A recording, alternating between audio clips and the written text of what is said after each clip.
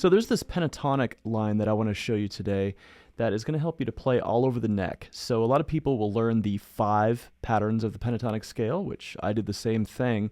But later I found out after learning a lot of solos that that's not exactly what everyone's doing. I mean, there's parts of it, of course. But check this out. So I'm going to play this line across the neck. So instead of going up and down the neck,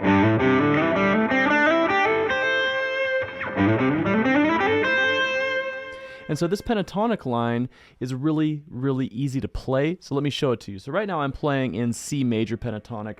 So I'm kind of thinking of that chord there. And so I'm coming from below the C note, so its perfect fifth, which is G. So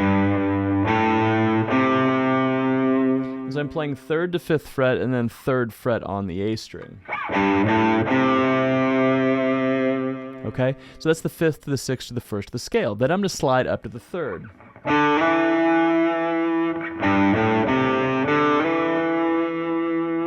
And that's the whole thing, because remember, there's 5 notes in a pentatonic scale, right? So I have...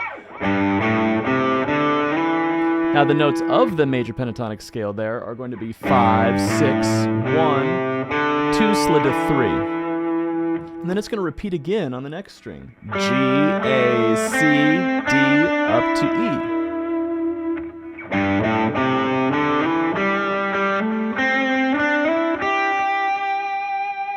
Okay? And so very easy to play. It's centered around, like I said, this little bar chord here. And so what I recommend doing is using just a tiny bit of legato.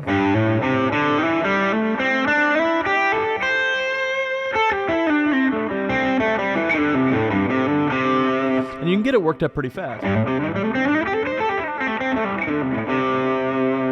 Now, using our note recognition and the cycle 4 I always talk about, which is C, F, B flat, E flat, A flat, D flat, F sharp, B, E, A, D, and G, now I can play all 12 keys of this. Check it out. Here's C, here's F, here's B flat, E flat, here's A flat, here's D flat, here's F sharp, and B, and E, and A, and D, and G.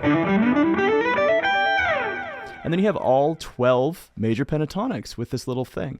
So pretty easy to play. And also, if you understand the relative minor, you know that that C major pentatonic was actually A minor pentatonic, and that F major pentatonic was actually D minor pentatonic, so on and so forth, all the way through it. So it's just a really easy way to play through it. Now, if you have that down, and like I usually tell my students, it's all about how long it takes you to figure the thing out. So if you are able to, try to do this without any sort of break in it. Just go through all 12 of them and be able to play it like that. Now, there is a second pattern which connects it as well. So I'm starting on C at the 8th fret, like that bar chord. Same basic thing, but at this point I'm starting off on the root, going C, D, E, G, A, C, D, E, G, A. Now, when you do this one, though, what you have to do is you have to put your middle finger on the A note, because we have a major third between the G string and the B string. And then you get that wonderful, like, B.B. King thing.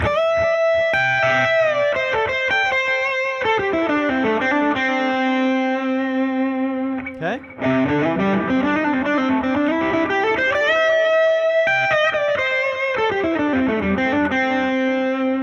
And then that one will give you the rest of the neck. So let's take a look at what this actually covers. Remember the first one I talked about kind of started at the 3rd fret, right?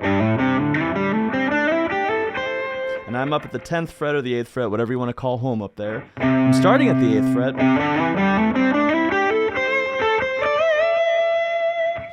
And now I'm at the 15th. Isn't the 15th fret the same thing as the 3rd fret? It is, yeah. And so this one idea of mixing these 2 major pentatonic patterns is going to give you the entire neck in one key.